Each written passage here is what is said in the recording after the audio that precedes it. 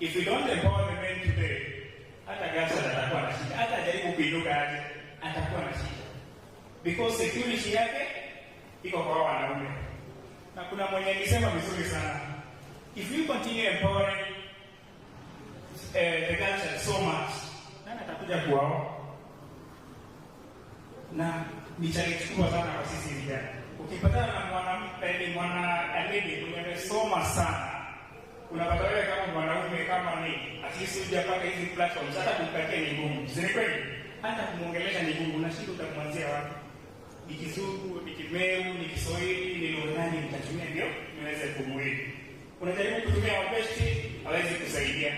So wacha tupate hiyo ni nguvu through such platforms, the mentorship platforms that will continue having.